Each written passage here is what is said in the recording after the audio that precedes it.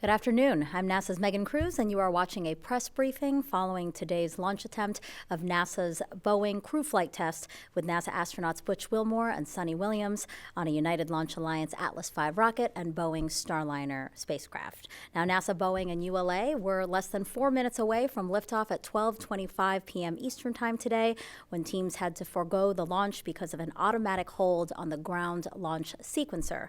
So, to talk more about that and what happened and what's next for this mission, we have here for you Steve Stitch, Manager, NASA Commercial Crew Program.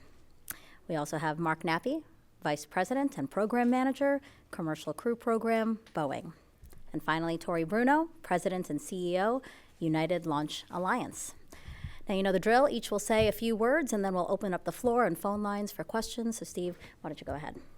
Yeah, thanks, Megan, and thanks to all of you for being here and your interest in our crewed flight test.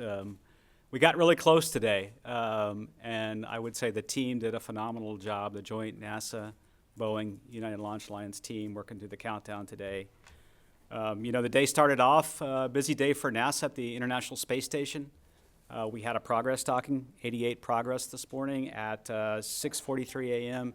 Eastern Time, so the progress docked nominally, and the station's doing well.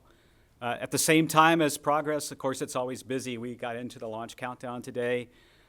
Turned out the weather was a beautiful day to go launch. You know, we were worried about the onshore winds, and those held within limits. They were right at about 14 knots, and so those would have been acceptable for launch today. We had a great chance to go look at the helium leak in the service module, what we call the P2D2 flange in the manifold 3 in the port doghouse, manifold 2 in the port doghouse. And we looked at that leak today, and that leak looked like it was about half of what we saw before. So, you know, we talked about it being on the order of 80 psi per minute in that manifold. Today, it looked like it was around 40 psi per minute. So that leak, you know, that we think maybe the seal moved a little bit or the defect got sealed up a little bit. So that was good, and that would have been no issue for launch. So we went through our whole troubleshooting procedure, and that would have been just fine. I would say the launch vehicle did great. The Atlas and Centaur did great. The self-regulating valve that we talked about and were worried about a little bit going into the countdown performed well. We didn't see any resonance at all, so that went really well. We did have a couple of items that we worked in the countdown, and Tori will talk more about those. We stopped in the topping phase on the Centaur. We had a little bit of a failure on the ground side, I would say, in the command and control system for those valves that are on the ground. And the ULA team did a magnificent job working through that. We got into a good configuration there. And then, you know, right before we got into the final phase of the count, went off of ground power onto spacecraft power. We saw a little bit of a swap in the cabin fan, a little voltage sag. The ground team did a great job of troubleshooting that. We verified both fans were good, and we got those in a good config for launch. And then, of course, we got inside 4 minutes, and then we had a problem with the ground launch sequencer, and I know Tori will talk more about that. I know it's a little disappointing. We were all excited, and Butch and Suni were excited to go fly. This is kind of the way spaceflight is. This is my 37th year at NASA today, and been doing this human spaceflight for, thank you, a long time. And every time you go to the pad for a crewed flight, or really any flight, you've got a chance of scrubbing. So the team took the right steps. We weren't ready to go today, and Tori will talk more about that, and I'll turn it over to Mark Nappy now. All right, well, thanks everybody for coming out this afternoon. The spacecraft and the launch team really did a great job today. The spacecraft performed extremely well. Steve talked about the helium system. It turned out that when the system was brought up, the team looked at the information really quickly, got us the leak rates, and ended up being no action required.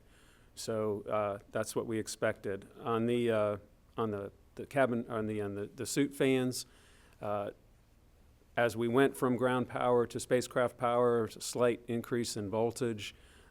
We have a fault detection system that picked that up. It did what it was supposed to do, and it turned the fans off. Our team reacted just like they're supposed to very quickly, and they cycled them back on again. So that worked just as we would like it to. For tomorrow, or whenever we try our next launch attempt, we'll have that figured out, and we'll either let the same thing happen and see if there's the same voltage, or we'll just go in and turn them off and turn them back on again. So the team's working that, and we're fine for the next attempt. We're in a 24-hour scrub turnaround. We're trying to preserve that opportunity, and we'll stand by while ULA does their troubleshooting, and then we'll take either that opportunity or the next one to come. Like Steve said, this is the business that we're in. Everything's got to work perfectly, like we've talked before. Today we got really close. It didn't work for us. The team's very professional. They're in their 24-hour scrub work turnaround right now, and when we're ready to go, they'll be ready to go. So I'll turn it over to Tori. Thanks, Mark. Well, as Steve said, the vehicle performed beautifully, and we really had nothing to talk about on the vehicle itself. I also felt that the NASA, ULA, Boeing teams work really well together, which is important as well during a count. We had 2 events on the ground system, specifically that system that is housed inside the shelter at the base of the pad. So when you see the rocket roll out to the pad and the P-vans continue going into a building, it's in that building that we're talking about.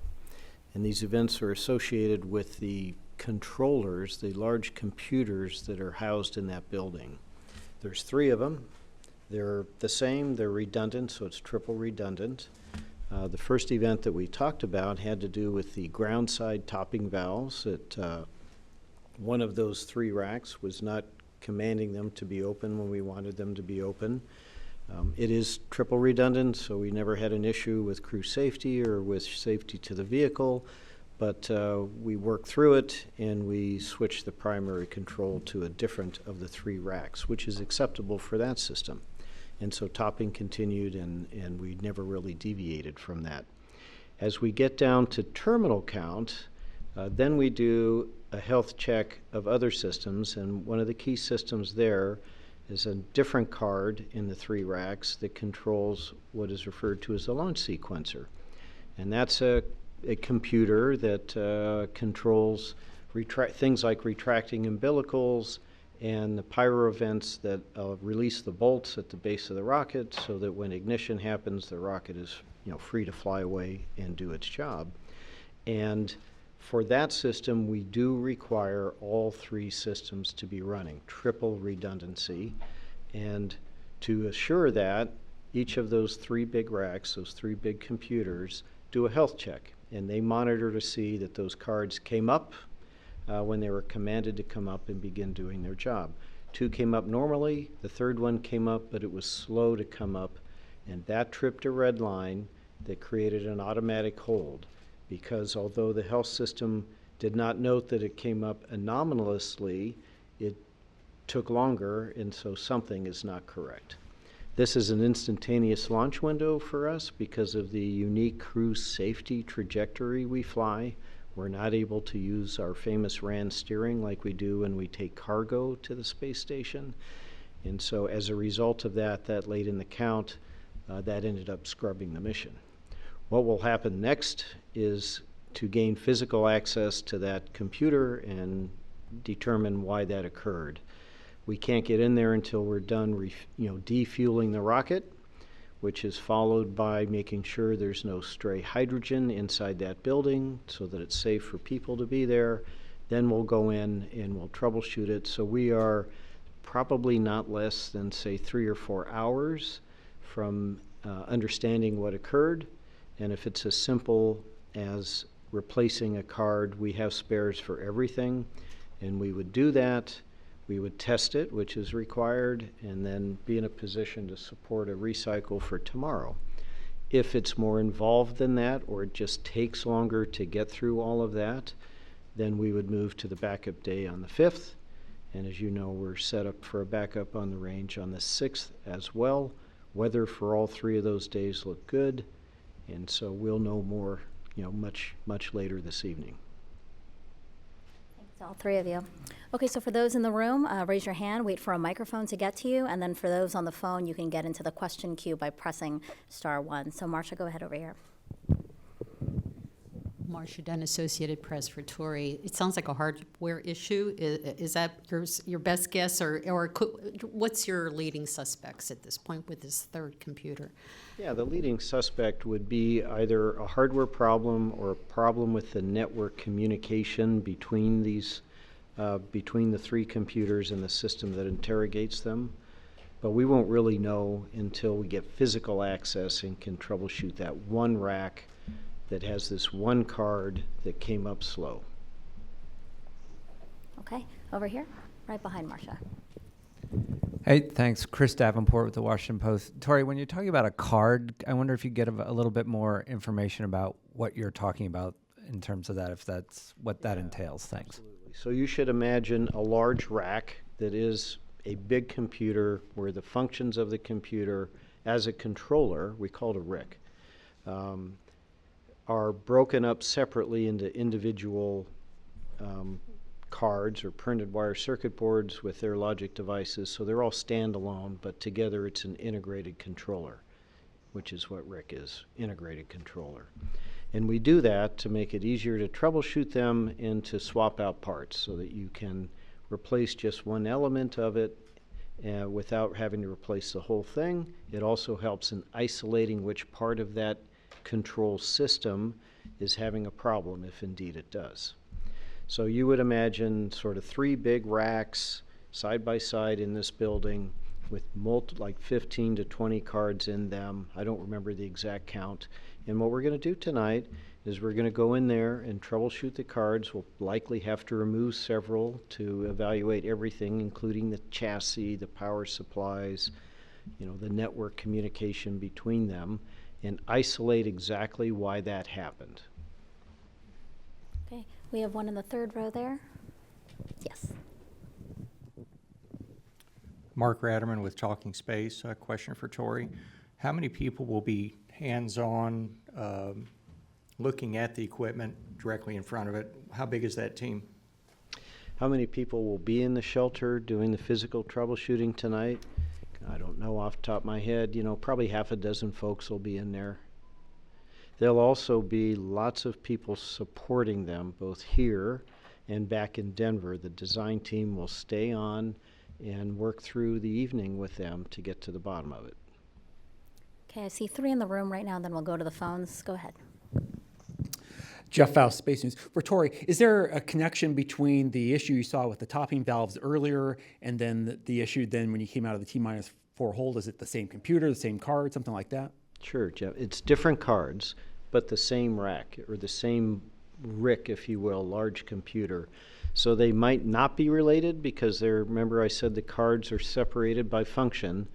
But on the other hand, if it's something common in the comm system, or the network within that rack, or its power supply, then it could be. I won't know until we get hands onto it tonight and then troubleshoot it. The woman right here. Sorry, I should give you a break. You've been chasing people around. Hi. Lauren Grush with Bloomberg. For Tori, you mentioned if it was a more involved scenario. Can you give us an example of what would be more involved other than just replacing a card that would push it back a few more days? Yeah, they're an integrated rack of functional cards that have to communicate with one another and then communicate with the system. They're in a network, if you will. And so if there is an issue with that integration through the network, that would be more involved. If there were a problem with the power supply, it could be more involved, although we have spare parts for that too. We won't really know until we're in there tonight, hands-on. Okay, we'll take Tom over here, and then we'll go to the phones and back into the room. Hi, good afternoon. Tom Costello with NBC News. Thank you for this briefing. It sounds like you're more leaning towards hardware versus a software problem. Is that accurate? And second of all, if in fact you want, it's going to take 3 to 4 hours at this point, you said, before you gain access, and then you've got to try to figure out where the problem is within the rack, which card.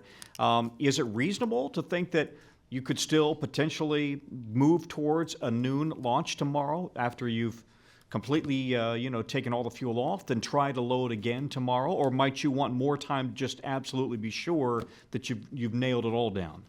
Well, this is a crew mission, so we're going to be absolutely sure, period. Is it possible to be absolutely sure for tomorrow? Yes. If it's a simple matter as we examine the card that is the launch sequencer and find that it had, a piece of hardware, a component, for example, that reached the end of its life, then it would be a simple matter of replacing it, and we would be able to support it. We have to put our crew back on console by 12:30 or so this evening. So that's sort of how long we have to do that. And again, if we can isolate it right away, we have spare parts here, we'd replace it and we go. Again, if it's more involved, then we would not be able to go. At what time do you expect to make the call? Sorry, do you have an idea of when you make the call? It'll be late tonight. It depends on what it is. If it's very obvious and it doesn't involve the systems that are utilized between 12:30 and, say, for example, heading into terminal count, we'd have more time. Obviously, we can't have people there when we're fueling the rocket. Thank you. And if we're moving off the launch date, we'll get the word out tonight to you guys. I know you guys would like to know, and everybody would like to know. So if we're moving the launch date, we'll try to get word out tonight. Absolutely. All right, let's go to the phones as promised. So we have Bill Harwood, CBS News. Hey, thanks very much. This is also for Tori. We've been told that obviously you guys have to replace some batteries if you don't make it off the ground by, I guess, Thursday. Are those flight termination batteries? And I was just wondering, where are they located? Do you have to roll back to the VIF to do that if you have to? And how long would that add to the processing flow if you have to, in fact, change out the batteries before if you don't get off between now and then and you have to change out those batteries? Thanks. Yeah, sure, Bill. So we're good through the backup day on the 6th. Beyond that, we have to evaluate it. And if we do have to change batteries, we will roll back. And it's about a 10-day cycle to go do that. Okay, back here in the room. Over here. Hi, Kent Kramer, Spaceflight Now. For Tori, what is the history of these cards and them having faults in them and having to be replaced over the course of the Atlas program? Yeah, they've actually been very, very reliable. It's not unheard of to replace a card. You could imagine that all of these cards, that entire rack, all 3 redundant racks, were tested as part of the sequence leading up to the launch. They were all good. They all function nominally. They've all been used before. So they've never failed?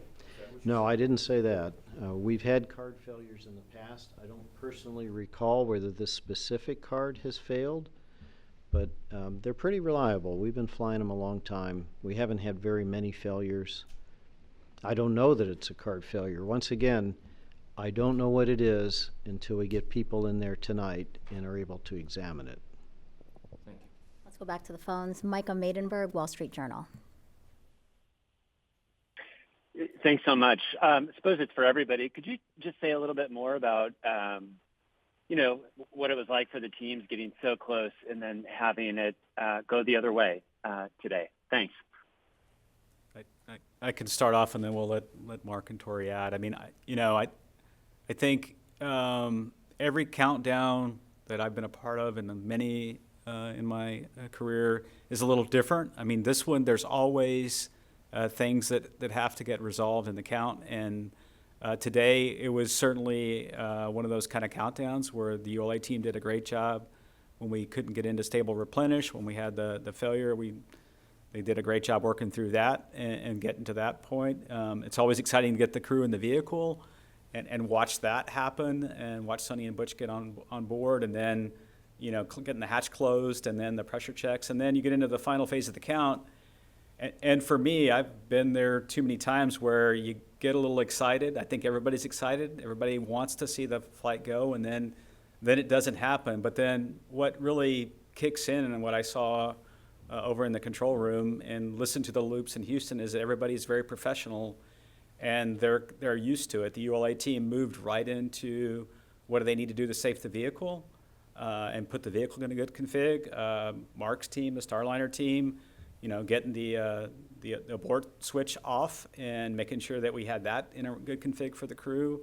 making sure the vehicle was safe, going through all those steps. And so there's disappointment. It's human to be a little disappointed, but then, you know, you watch the team kind of get into action, safe the vehicle, and then you listen to the loops, and they're talking about what potential the potential cause could be, and that's what Tori's team is doing right now, is going to go and look at the rack and get their hands on the system and look at the data from today. Is there anything they can glean from the data? So, you know, it's disappointing. Everybody's a little disappointed, but you kind of roll your sleeves up and get right back to work, and I'll see what Mark has to add. I would agree with Steve. I'd kind of use the analogy of sports. You know, when you're playing a game and you get a bad call, you know, you're a little irritated at first or a little frustrated at first, but you immediately focus on the next pitch. And that's what our teams do. They're focused on the next pitch. As soon as we went into the launch scrub, the launch turnaround, I looked out into the control room and everybody had their heads down, working the procedures to get ready for another attempt tomorrow. The technical guys were looking at all the things, all the data that they had so far, and they're scanning the data to make sure that nothing else was out there for us to go work. So the team's professional. They just work to the next play. Tori? Yeah, I mean, you guys have said it. The disappointment lasts for about 3 seconds, and we've been at this a long time, and then you just immediately get busy and do your job. And we'll be back. Joey? And then we'll bounce back to the phones. We have a couple on the phones as well. Thanks. Quick one for Tori. Is it, just so I'm clear, is it accurate to call the 3 cards separate computers, or is it all part of a single computer? 3 big computers. Each one has several cards in it. And the reason it has several cards is because we separate the functions that you would observe being done through the count. So there was a card that controlled topping valves and other systems similar to that. This card controlled the launch sequence, which is removing all the things that are trying to hold the rocket on the ground before the rocket ignites. And this was that card within this big computer that had all those functions separated into different cards. There's 3 of those computers. They're redundant. Some of those systems majority vote. Some of them just require 1 to work. This one requires all 3 to work before entering terminal count, so that we are guaranteed statistically of having not less than 1 of them properly functioning at the moment of ignition. For Steve, real quick, if it launches tomorrow, what docking time would that be on Monday? Yeah. Of course, tomorrow, the launch time, if we go tomorrow and we've got to get through the troubleshooting, would be Sunday, June 2nd, 12:03 Eastern. And it's about a 24-hour rendezvous. So the rendezvous is Monday, June 3rd at about 1:05 Eastern or so. Okay. Back to the phones. As promised, Stephen Clark, Ars Technica. Thank you, Stephen Clark, Ars Technica. Just a question for Tori. I know you guys did not do a web rehearsal for this particular launch. If you had done a rehearsal, was there a chance this rack card issue could have been discovered as you came into the final minutes of the accounts? Possible, but unlikely. This system was tested during the run-up to this launch, and it passed those tests and functioned completely nominally. So it chose not to do that today. If there had been a WDR, I don't know whether it would have chosen to work that day or not. And I would just say from my shuttle experience, every now and then we would have some failure at some system at the pad. The pad, we always think about Starliner being super complicated, and it is a very complicated spacecraft, wonderful spacecraft. The launch vehicle, both the booster and the Centaur are complicated, but the ground systems are equally complicated. I think sometimes we forget that, right? They all have to work together to launch, and I would say in shuttle, many times we would have a ground system failure that would cause a scrub, and that's what we had today. So. Okay, back here in the room. We can get a microphone to. Thank you. Sawyer Rosenstein, NSF. After the topping off change that was done, it sounded like there was a release of 1,000 psi of helium. I was wondering if you can kind of talk about what happened and if you know the cause of that particular release. Sure. So part of the sequence of moving that functionality to the other 2 cards and not using that first card in the rack did also vent the helium bottles, which we then had to recharge. It's a routine operation. I will say the only thing painful about that is the price of helium went up almost 10 times over the last 2 years, so we wince whenever we vent helium. But apart from that, it was a routine thing, and we simply recharged the bottles. All right, back to the phones. Irene Klotz, Aviation Week. Thanks, Megan.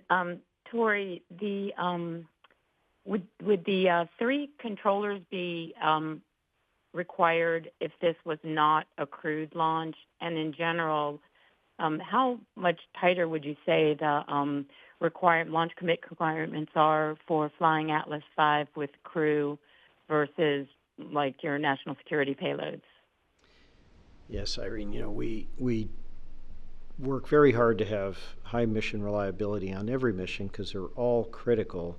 The difference between this and a satellite mission that didn't have people on it, a satellite still requires all 3 redundancy to enter terminal count. However, we would have 2 things would have been different. One, we almost never have an instantaneous launch window when we are not launching people. This is a very unique and special trajectory that protects the safety of the crew by allowing them to have a free Earth surface routine all the way through Atlas's powered flight. And we're not able to do the things that create these big launch windows that we're more known for. So we would have had more time to look at the event. And during that time, knowing that there was no crew present, we may have arrived at a conclusion that it was worth proceeding with dual redundancy versus triple. It depends on what we were able to assess during that time. I don't know because that's not this circumstance. But with crew present, that was an unacceptable condition. And we were not going to make that decision in a few seconds, which is really all we had. Okay, in the front row here. Thank you. Faith Abube with ABC News, and this is to all of you. Considering this mission is now years behind schedule and with all the setbacks it's had, what do you tell anyone out there who's losing faith in this mission? Yeah, I'll start and then we'll see if Mark has anything to add. We are really excited about bringing Starliner on board the Commercial Crew Program and the International Space Station Program. We really would like to have and need 2 redundant space transportation systems. And, it's really important to us to have that. And, you could see today how close we are. We are really close to having this capability ready to go launch. We were 3 minutes and 56 seconds away from that with a Starliner spacecraft that was ready to go and an Atlas launch vehicle and Centaur upper stage that was ready to go. So the vehicles were ready. We just happened to have, an unlucky ground card problem. So we're really close to being ready to fly this mission and then go through our certification. And we're excited to go embark upon that. And we'll fly when we're ready, and it should be soon. So. All right, on the phone, David Curley, Full Throttle. A question for Tori. Have you ever had this happen before? You've had a lot of launches of this rocket. And if not, why do you think it is this one potential computer? Did you actually see signs that it was booting up slowly or responding slowly? No, we didn't see any anomalous behavior with this card. The first indication of this event, again, was at the sequence just prior to T0, or I should say to terminal count T-4 that allows us to enter that, is powering up. As I said, 2 came up nominally right away. The third one was about 6 seconds slow. That it came up and it was functioning, but that in itself was an indication that something wasn't correct, and that's why the automated system tripped on that. We have seen card failures in the past. I don't recall if we've seen this one fail in the past. They are relatively rare. This is the 100th flight of Atlas, so we haven't had more than a handful of these over the years. So it's not a common occurrence, but neither is it something that's unheard of. Okay, back here in the room. We'll go here. You've been raising your hand, yes, and then you. All right. Thanks, Richard Tribou, Orlando Sentinel. This question is for Steve. How deep into the summer can this mission push without running up on the other ISS traffic? And what is the timeline for certification after landing? And just confirming that SpaceX and Boeing would both be training toward a potential February 2025 launch, depending. That's it. Thank you. Yeah, relative to the International Space Station and the traffic, as we've talked about, we sort of set up this summer, May, June, July, to really have that window open at the space station. So the next big set of events at Space Station really has to do with our handover, our crewed handover coming up, and that's in mid-August, right? We'll have Crew 8 to Crew 9 in mid-August. The second part of the question was relative to certification. We'll have to work with Mark after the flight. You know, we had it laid out when we were in early May. You know, it's a number of months. We're trying to get to a certification review toward the end of the year, and then we'll just have to look at the data that comes out of the flight. We know, Mark talked about it really well yesterday, a number of products that we have to have lined up, and we know what those are. We've started reviewing those, and NASA's approved many of those already. We're also setting up for having the ability to dock at the forward port on the International Space Station, also the Zenith port. So that software is in work, and all the analysis with the space station program's in work. So we have all that underway, and then we are protecting in the February timeframe next year, both Starliner 1 and the SpaceX flight as well at the same time. Okay, go ahead. Hi, thank you. Marissa Parra with NBC News here. This is sort of a follow-up to Tom's question regarding the timeline. Say you get out there, you make the judgment call that this can be fixed, you make the judgment call later tonight, you're going to work through the night, I'm assuming, to do exactly that. Say you were working through the night, through the morning even, when would be the deadline that you say, we simply cannot continue working on this because we're getting too close to the launch? Is it all the way up until launch time, or is it earlier than that? It's earlier than that because, you know, the rack we're talking about is adjacent to the rocket in that shelter I described earlier, which means that when we begin loading the propellants into Centaur and the locks into Atlas, that we can't have people there. Because of safety concerns. And so it's at that point that if we don't think we can get it done before then we would not be able to finish. Okay, and Will back here. Thanks. Hi, Will Robinson Smith with Spaceflight Now. Thanks again for taking the time to speak with us this afternoon. Question for Mark. Besides the issue with the fans that came up later on in the count, was there anything else out of character with Starliner, or can you talk about how it performed during the countdown process today, and if you learned anything about getting to this point in the count? Thanks.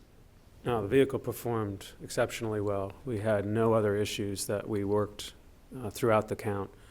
So we'll review data over the next 24 hours to make sure that everything performed as we saw it, but there was nothing there.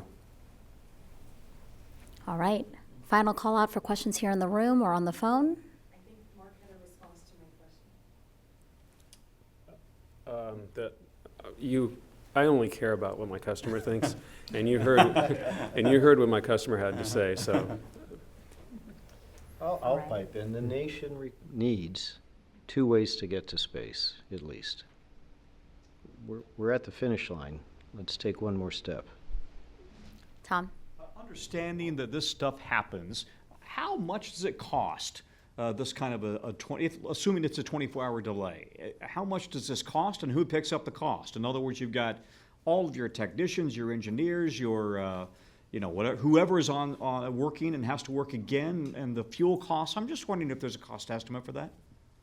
I think we'll have to get back with you on that. To be a rough estimate that we would make on how much it costs for a 24-hour turnaround. All right, Ken? Ken Kramer, Spaceflight Now for Tori. I think you mentioned, if I understood you right, you can't do RAN steering on here, or you might have a wider launch window. So I was just curious why you can't do that, please. Thanks. Yeah, so two reasons, and they're both kind of the same answer. It's about energy. For those of you who are not familiar with ascension of the ascending node steering, apologies for the rocket science term, it means that you're able to launch before or after the perfect time. And there's always a perfect time because it's a rendezvous. The pad is moving at 900 miles per hour. You're all moving at 900 miles per hour right now. And the space station's going more like 17,500. And so it's an intercept. And so when those orbital planes go up, that's the ideal time, and it takes the least amount of energy to do that.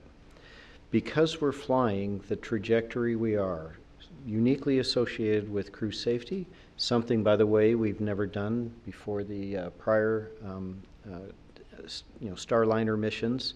It's suborbital. We're used to going to orbit.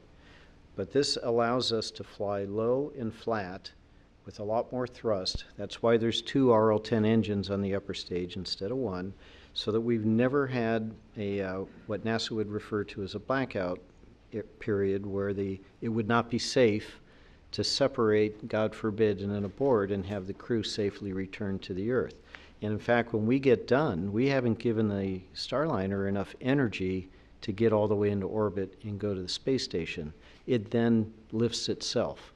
So between the amount of energy it takes us to do that and the energy limits that are on the Starliner to be able to be dropped off somewhere to do that, we're not able to do RAN steering, where we would launch either before or after the ideal time, because that also takes energy as well as some sophisticated guidance algorithms. So this is like everybody else who goes to the space station. We're used to having that 25, 30, 35-minute launch window when we take cargo, because we don't have to do that for cargo. But we don't have that luxury here, and it's about safety. It's really about the ascent aborts, right? We NASA wanted a very robust abort system should something happen to the rocket. And so, what Tori talked about is the trajectory has been optimized, how the Atlas flies, so that at any point, if the Atlas has a problem, Starliner can separate, fire its engines, whether it be the launch abort engines or the OMAX, separate, and then not pull too many Gs and have a safe entry and land in the water, and we'll go recover them. So it really is about crew safety, as Tori said. Hey everyone, thank you for your questions. We really appreciate your interest in this mission. Before we wrap up, we do want to go over the launch attempts on the 5th and 6th, if you want to do that. Yeah, I will provide the 2 different launch times for June 5th and June 6th, should we get into those. Of course, June 5th is 10:52 Eastern, and again, the rendezvous is about a 24-hour rendezvous, so you rendezvous approximately 24 hours later on June 6th. And then the June 6th launch time is 10:29 a.m. Eastern. Again, rendezvousing about 24 hours later on June 7th. So thank you very much. And for those interested in the launch broadcast, we always start around 4 hours before launch so we can capture the crew going in for suit up. All right, again, thank you so much again for your questions. And as you heard our folks here on the dais say, we should know a little bit more in a few hours, 3 or 4 hours or so. So we hope you keep in touch with us and check out our updates on our blog. So we'll pull that up now for you. It's on the screen, blogs.nasa.gov/Boeing crew flight test. We have a lot of blogs. I almost read the wrong one, but it's that one on the screen, blogs.nasa.gov/Boeing crew flight test. Again, stay tuned, please, and thank you for your interest, and have a great afternoon.